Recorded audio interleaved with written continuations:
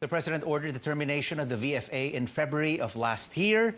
The deal serves as legal basis to allow U.S. troops to station in the country. So, what do we make of this move by President Duterte? Let's get the views of International Studies Professor Renato de Castro. Professor, thank you so much for joining us.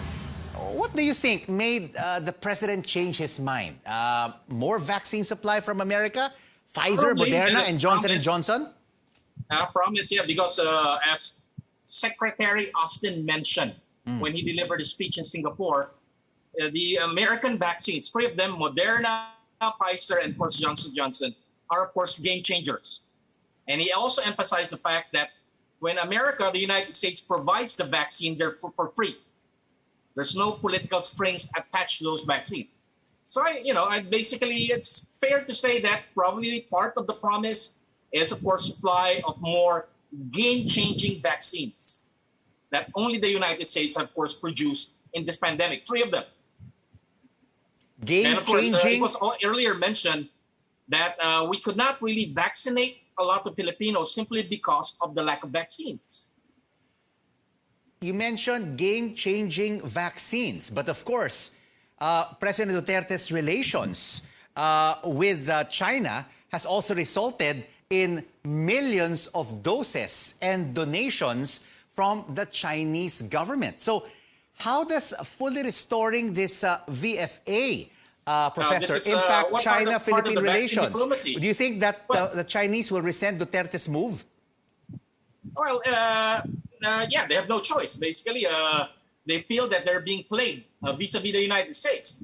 Of course, you also have to take note that the vaccines, many of the vaccines that are here, Chinese vaccines, we bought them. Except, of course, some of the American vaccines that were bought by the private sector. But a lot of the vaccines that China supposed to have given to the Philippines were bought. We bought them. On another issue, Professor, how do you think this restoration of the VFA will affect the president's stand on the West Philippine Sea and more bilateral cooperation with the Americans? Well, his term is about to end. In a couple of months, it will be over for him. His focus will be domestic. Of course, the election. Of course, given the possibility that his daughter is planning to run. So he could put foreign policy issues regarding our security relations with the United States, issues regarding China on remote, what they call remote control. Just set it aside, because in the next month, the next few months, he would simply have one focus: to get, of course, his possible successor or anointed successor be elected. Do you think the Americans will take sides in the upcoming 2022 elections? I don't think so. I have reasons to believe that they will not have any problem with with Mayor Sara Duterte. In contrast, of course, the problems they had with their father. Sara Duterte is, of course, a different person. He's not President Rodrigo Duterte, who has, of course, this personal grudge against the United States. Do you think that the Americans will also be speaking with other candidates? No, I suspect they will just keep their hands off.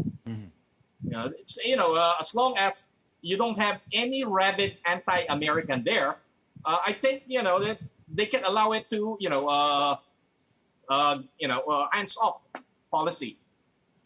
Professor, human rights. Of course, my calculation here is that President Duterte's decision to also withdraw the termination order might also have something to do to earn cookie points from the United States for the sake of her anointed successor. So at least the United States would be neutral. Just in case, of course, the presidential daughter would decide to run for the presidency next year. And briefly, Professor, on the issue of human rights, this has been a key concern of the Biden administration. With the VFA restored, will the Americans likely tone down the rhetoric? They'll be less vocal on the issue? I don't know if you've read the communique that was released by Malacanang. A statement by Secretary Austin. We respect the Philippines' sovereignty. We would treat the Philippines as equal. those are those are buzzwords. Those are signals. Your problem is your problem. It's none of our business. Because although President Biden, the Biden administration would like, of course, to pursue the agenda of human rights, there's an element of realpolitik. You have the U.S.-China strategic competition. So